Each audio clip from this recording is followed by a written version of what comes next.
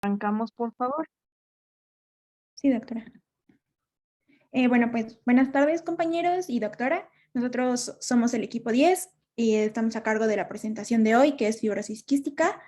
Mi compañero Víctor Manuel Pérez Albarrás y yo, una servidora, María Fernanda Hernández Martínez. La que sigue, por favor. Bien, para comenzar, los objetivos de la clase de hoy van a ser conocer la definición de fibrosis quística, así como su etiología y los mecanismos por el cual se desarrolla. También entender el mecanismo de herencia, identificar la etiopatogenia, para así comprender las manifestaciones clínicas y conocer los diversos métodos diagnósticos, el manejo terapéutico y la forma de prevención para una atención médica de calidad. La que sigue, por favor.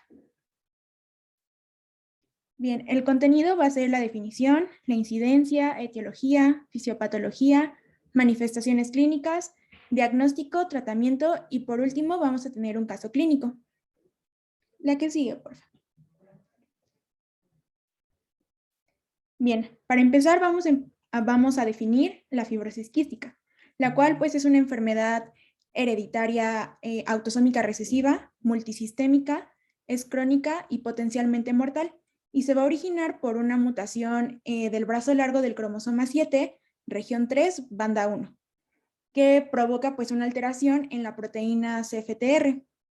La disfunción de esta proteína va a causar la producción de moco espeso y también viscoso, con la subsiguiente obstrucción y también daño a los órganos que tienen una función exocrina. La que sigue, por favor.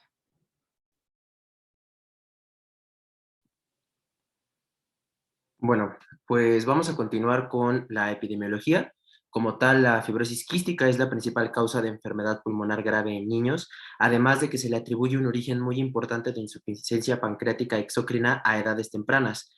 Esta fibrosis pues es el padecimiento autosómico recesivo más frecuente, principalmente cuando hablamos de la población caucásica, y se dice que tiene una incidencia aproximada de 1 en cada 3.000 a 3.300 recién nacidos vivos. Sin embargo, en México esta incidencia no se conoce como tal con una certeza, pero la Asociación Mexicana de Fibrosis Quística estima que aproximadamente va de 1 en cada 8.500 nacidos vivos y que alrededor de estos 1.500 van a ser portadores de la enfermedad.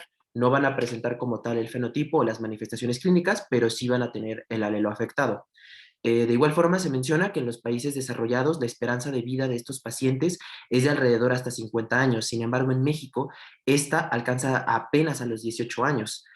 Además, por su forma de herencia, que ya lo mencioné, es autosómica recesiva, va a afectar a ambos sexos, es decir, su transmisión puede ser horizontal, afecta a hermanos, y en cada embarazo existe un riesgo de entre aproximadamente el 25% de tener hijos afectados, 50% de tener hijos portadores del alelo afectado y un 25% de que estén completamente sanos. La que sigue, por favor. Bien, en cuanto a la etiología, como lo hemos venido repitiendo, pues es un trastorno autosómico recesivo del transporte iónico epitelial causado por mutaciones en el gen que es regulador de la conductancia transmembrana de la fibrosis quística, que es el CFTR. Y pues la pérdida de la función de este gen responsable pues va a causar un defecto en el transporte de electrolitos en la membrana apical de las células epiteliales, que pues esto se va a traducir en la elevación de los cloruros en sudor, también infecciones bacterianas recurrentes, inflamación, destrucción del tejido del pulmón y con ello pues una obstrucción crónica de las vías aéreas.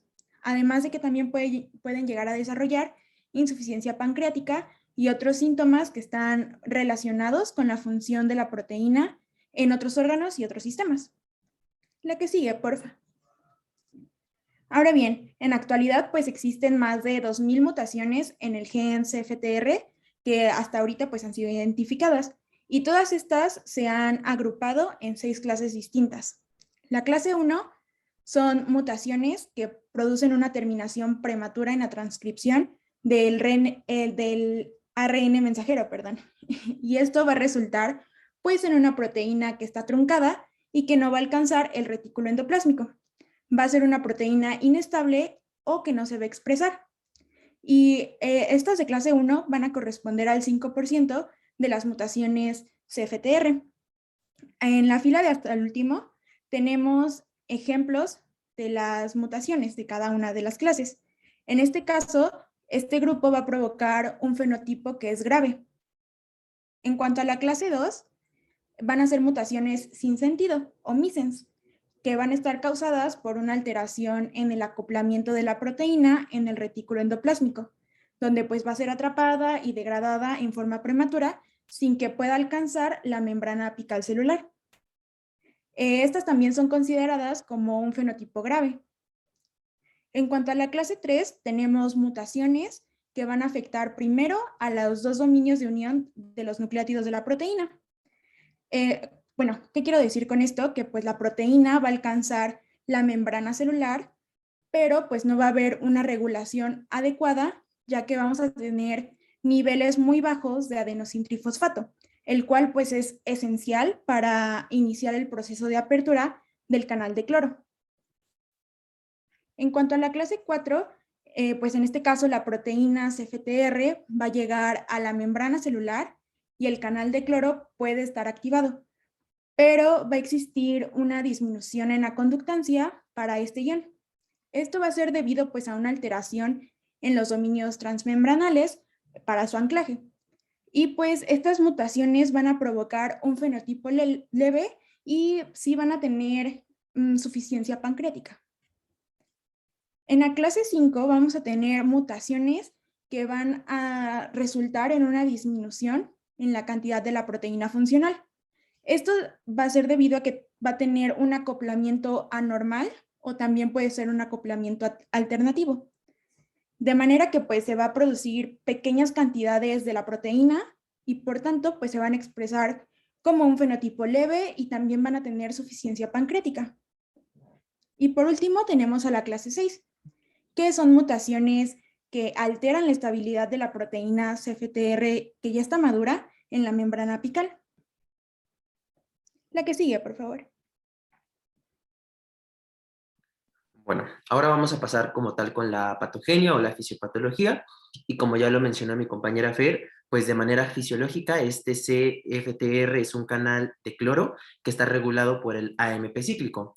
Hay que recordar que el AMP cíclico no solamente regula este canal, regula a muchos otros canales iónicos, pero bueno, tiene un papel muy importante en este.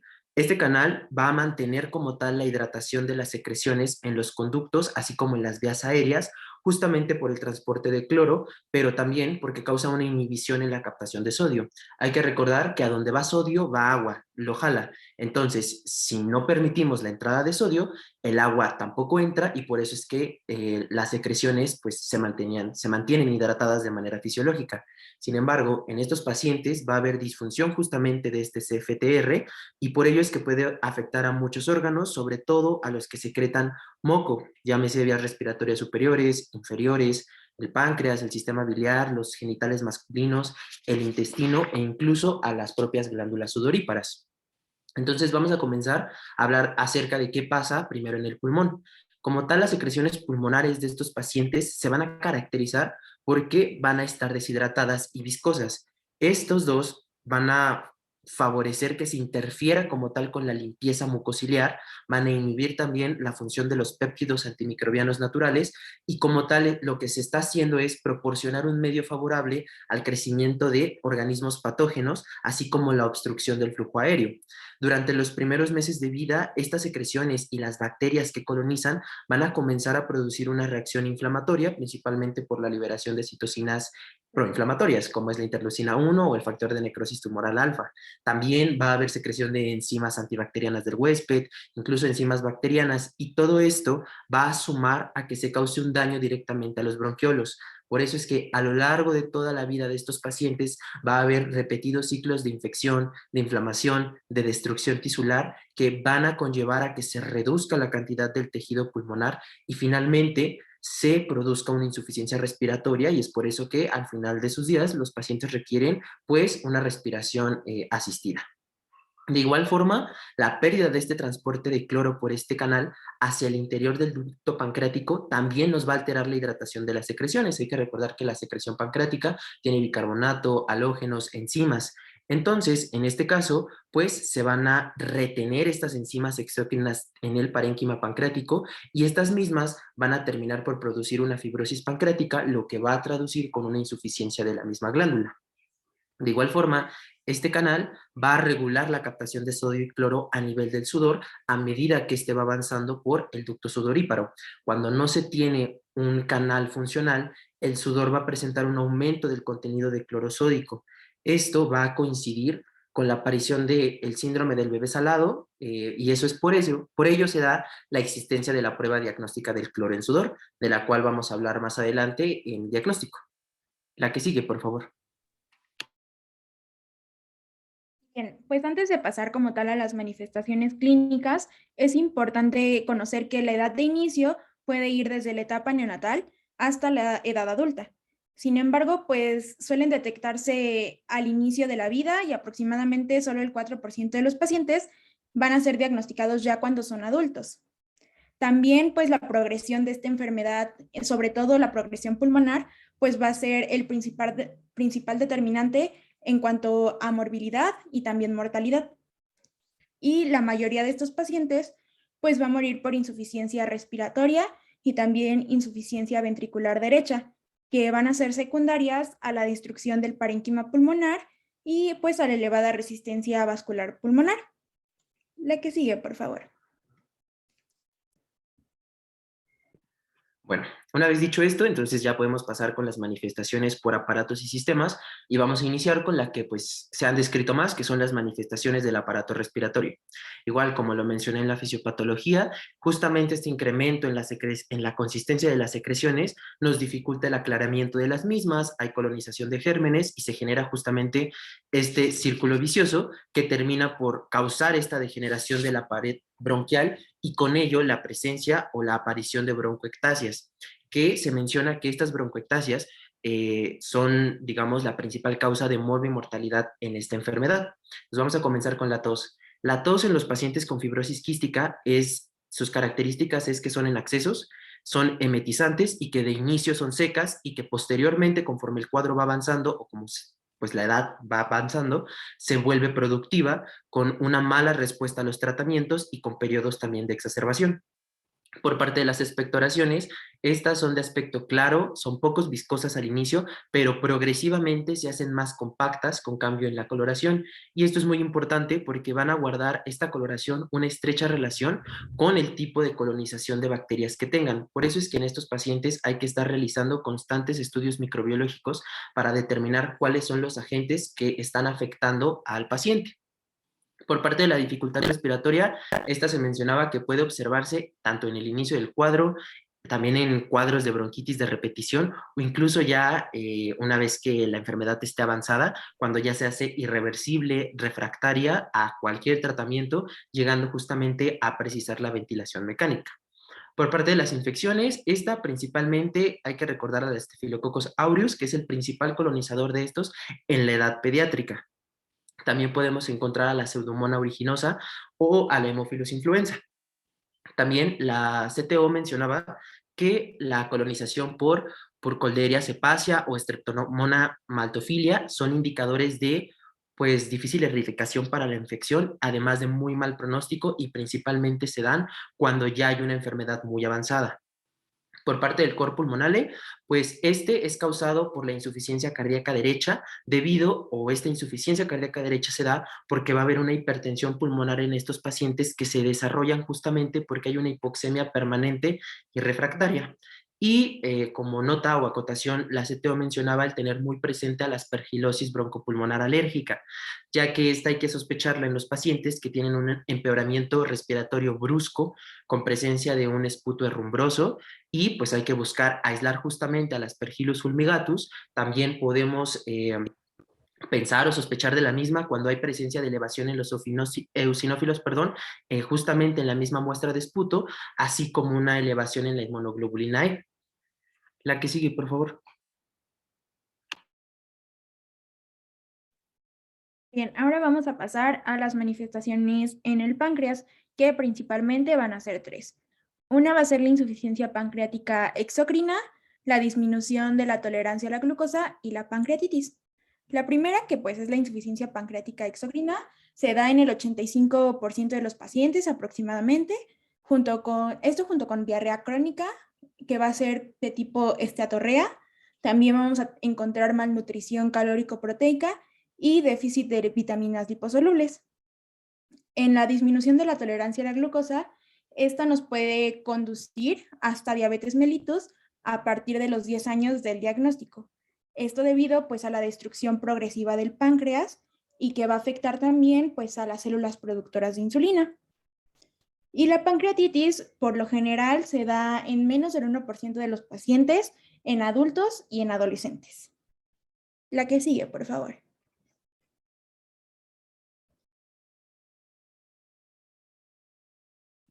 Bien, vamos a continuar con las manifestaciones digestivas. Aquí la alteración del canal de sodio y de cloro, pues a nivel de intestino va a causar la deshidratación, así como la compactación de tanto heces como secreciones, lo cual podemos llegar a tener o a presentar hilo meconial. Este se menciona que se da entre un 10 a un 20% de los pacientes y principalmente lo vamos a encontrar en las primeras 24 a 48 horas de vida, que nos ocasiona una clínica de obstrucción intestinal, así como distensión abdominal e incluso también vómitos. De acuerdo a la guía de práctica clínica del hilo meconial, se menciona que los pacientes que tengan esta enfermedad en estas primeras horas de vida hay que descartar fibrosis quística porque justamente este puede ser la primera manifestación de la enfermedad. De igual forma, tenemos al síndrome de obstrucción intestinal o también llamado SOIT, el cual también nos da una clínica muy similar al ilio. Una de las principales diferencias es que este se presenta ya en edades un poco más avanzadas a diferencia del ilio y en el 15% de los casos, bueno, se presenta esto y puede llegar a provocar un cuadro de estreñimiento gradual que nos cause dolor abdominal, donde también se menciona que se pueden llegar a palpar ya fecalomas, principalmente en la fosa ilíaca izquierda. Y por último, tenemos al reflujo gastroesofágico. ¿Esto por qué?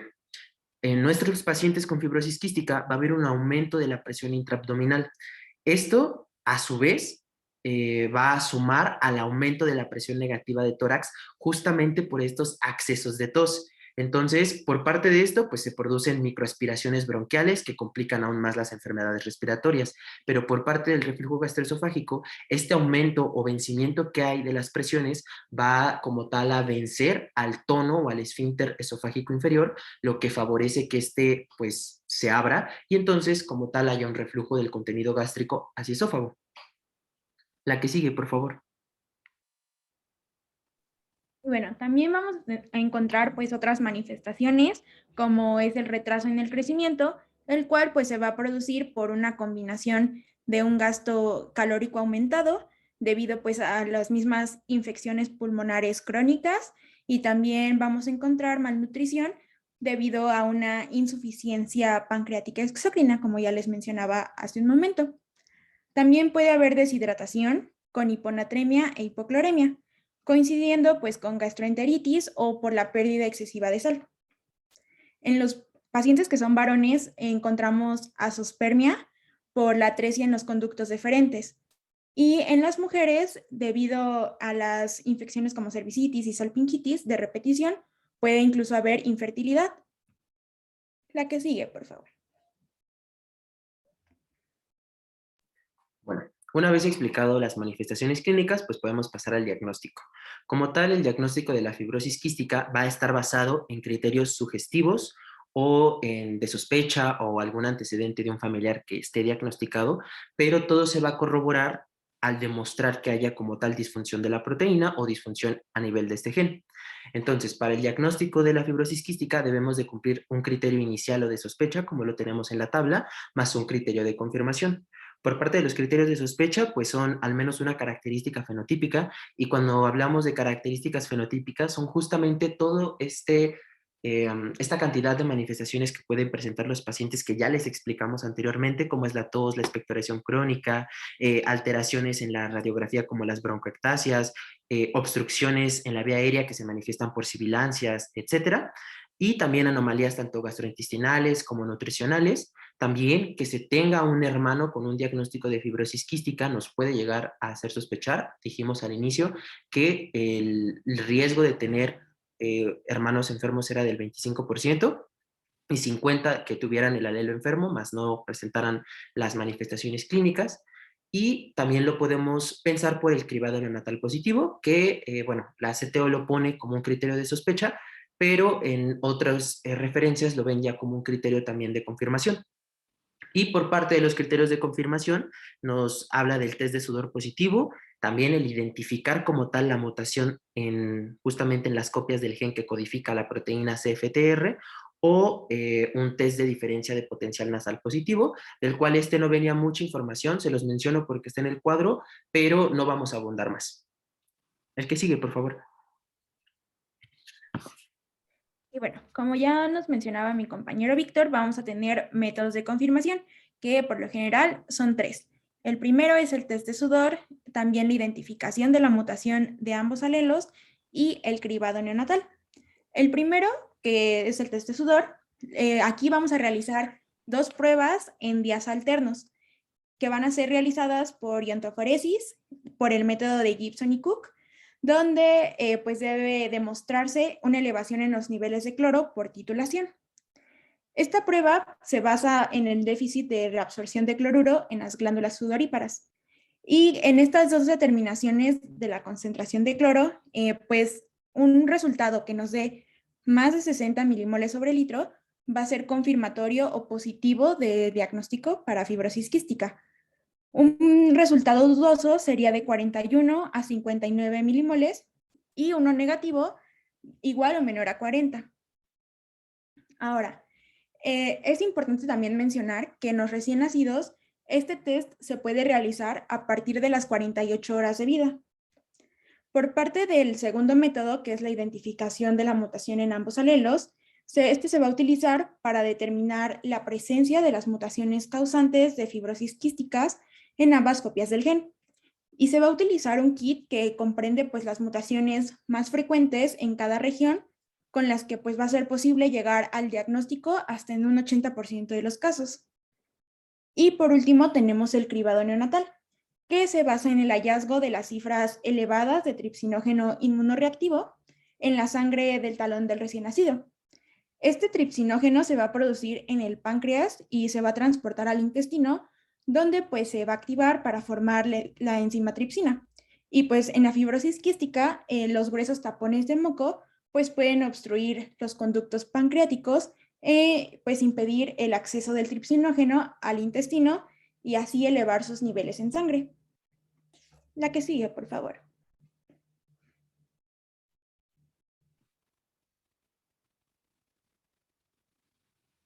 Bueno, vamos a continuar con el control y tratamiento. Como tal, en la actualidad no existe un tratamiento curativo para la fibrosis quística, aunque los avances del tratamiento sintomático, pues como mencionábamos en la epidemiología, han llegado a incrementar la longevidad media desde la lactancia hasta 30 a 40 años de vida. Realmente el tratamiento es sumamente extenso porque pues son muchísimas las enfermedades que se pueden o las manifestaciones clínicas que pueden tener estos pacientes. Sin embargo, les vamos a hablar acerca de los objetivos que se dan en general en la terapia médica de un paciente con fibrosis quística. El primer objetivo, pues, es eliminar como tal las secreciones pulmonares, y esto principalmente lo mencionaban que se lleva a cabo mediante la administración de mucolíticos. También el tener un constante control de las infecciones pulmonares mediante antibióticos. Y aquí es importante decir que aunque la terapia clínica va a ralentizar la progresión de la enfermedad pulmonar, el único tratamiento efectivo de la insuficiencia respiratoria en fibrosis quística es el trasplante de pulmón. De igual forma, se menciona la sustitución de las enzimas pancreáticas, así como la administración de vitaminas liposolubles. Creo que se nos pasó mencionarles que la vitamina que principalmente tiene como déficit estos pacientes es la vitamina E. Entonces, es justamente por eso que se le tiene que administrar estas vitaminas, y también pues el mantener una nutrición adecuada y la prevención de la obstrucción intestinal para no tener que tener manejos quirúrgicos.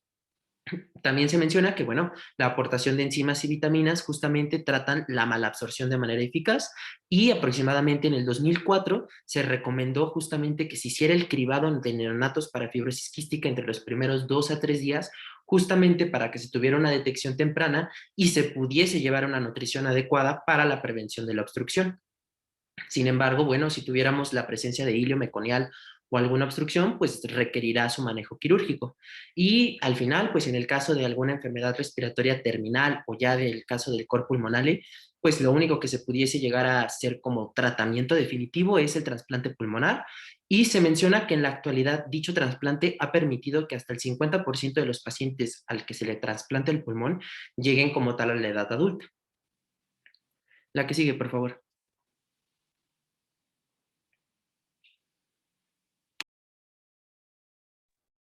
Bueno, este es un pequeño cuadrito donde básicamente resume todo lo que todo lo que hemos venido hablando durante toda la exposición para que lo chequen en cuanto subamos la presentación a Drive y que les sea también más fácil recordar pues cada aspecto importante de la enfermedad. La que sigue, por favor.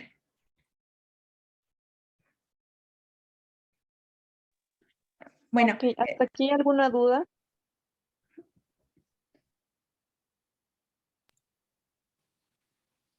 No, doctora, gracias.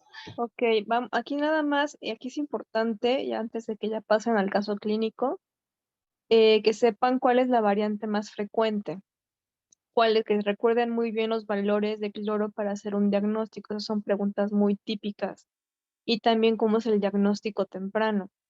Y como agregado, digo, a todo lo que comentaron de alteraciones en vía digestiva y respiratoria, también se puede diagnosticar por sinusitis de difícil tratamiento, de difícil control, agregado con problemas pulmonares.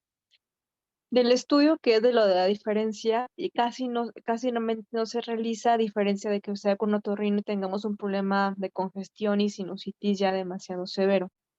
Pero eso nada más sepan que se hace, pero no es algo tan importante. ¿Ok? Entonces, con Ok, doctora. respecto a las grabaciones, sin problema, grábenlas para que realmente ahí, para que se les quede de la mejor manera, ya sea leído o hablado, pero está muy bien, van muy bien. gracias, doctora. Gracias, doctora. Pues bueno, no sé si no hay dudas, pues podemos pasar al caso clínico.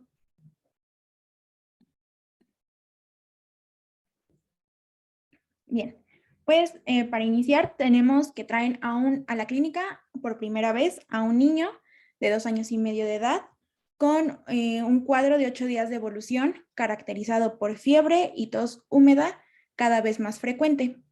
La que sigue, por favor. Por parte de los antecedentes personales patológicos, aquí su madre refiere que se le diagnosticó asma y que el paciente tiene un inhalador de albuterol para usarlo cada vez que presenta sibilancias y tos.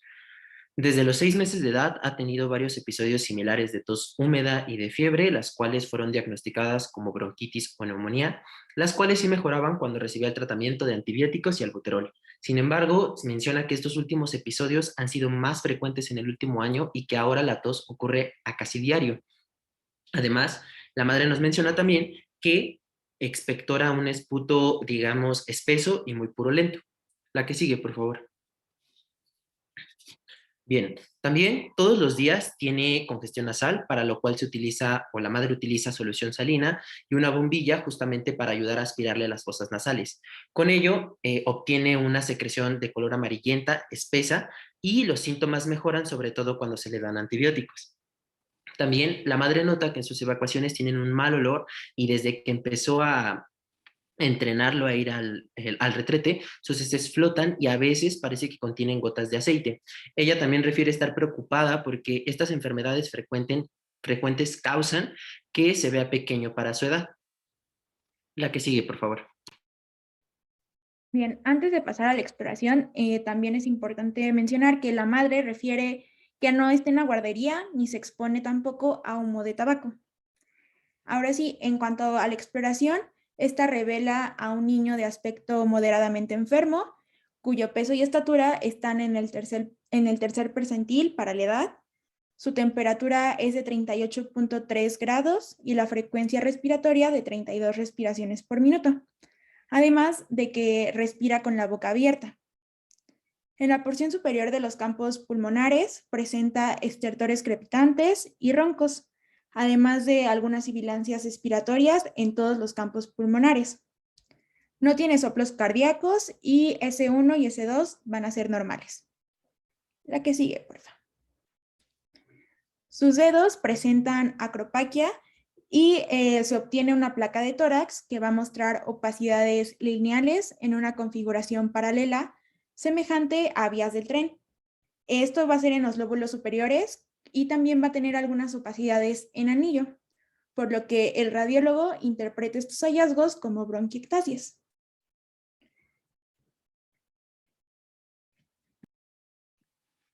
La que sigue, por favor. No, esa. Ah, es que apenas se cambió, perdón. Bueno, la primera pregunta es, ¿cuál es el diagnóstico más probable? Tenemos la opción A, fenilcetonuria, opción B, galactosemia, opción C, fibrosis quística, o opción D, infecciones de vías respiratorias bajas. ¿Quién sabe? Bueno, sí, como todos Fibrosis, ¿no? pusieron, ajá, fibrosis quística. ¿Puedes dar una más, por favor? Y sí, efectivamente es fibrosis quística, ya que el paciente cuenta con criterios justamente de sospecha, como es la tos, la expectoración crónica y justamente los problemas gastrointestinales. La que sigue, por favor. Bien, la segunda pregunta es, ¿qué solicitarían para corroborar el diagnóstico? Inciso A, test de sudor. B, radiografía de tórax. C, test de cloruro férrico en la orina. O D, análisis de galactosa en sangre. Muy bien, creo que todos están escribiendo en el chat. ¿Le puedes dar una, por favor? Y como pusieron, pues sí, efectivamente es el test de sudor. Y como les mencionábamos en la exposición, pues es uno de los métodos de confirmación para el diagnóstico probable de fibrosis quística. La que sigue, por favor. Bien, la siguiente pregunta es, bueno, el paciente tuvo un valor de cloro en sangre de 75 milimoles en 2 ocasiones. De acuerdo a este valor, ¿el diagnóstico de fibrosis quística sería corroborado o no? La opción A es que no, que el valor está dentro de los rangos normales. La opción B es que sí, el valor está por arriba de los niveles de referencia para cloro en sudor. La opción C es que pues es indeterminado, o la D, no se necesita otra determinación para realizar el diagnóstico. Ajá, sí, justamente como todos ponen en el chat, es la opción B. ¿Te das una más, por favor? Y pues el valor normal de cloro en sudor, como lo mencionó mi compañera Fer, es de 40 milimoles. Indeterminado sería de 40 a 60 y de más de 60 en 2 ocasiones pues es diagnóstico y junto con la clínica pues de fibrosis quística. La que sigue, por favor. Bien, pasamos entonces a la última pregunta y es, ¿qué patrón de herencia presenta esta patología y cuál es el cromosoma y gen afectado? Inciso A, herencia autosómica recesiva, cromosoma 7, gen CFTR. Ya están contestando, entonces ya no voy a seguir leyendo. Y todos ponen que la A. ¿Le puedes dar una, por favor? Y efectivamente es el inciso A, ya que pues como vimos, la fibrosis quística es un trastorno autosómico recesivo del transporte iónico epitelial causado por pues, mutaciones en el gen regulador de la conductancia transmembrana de la fibrosis quística o CFTR, que se encuentra en el cromosoma 7. Y pues sería todo. Sería todo de nuestra parte. No sé si alguien tenga alguna duda, alguna aportación, también si quieren hacerla, pues estaría bien.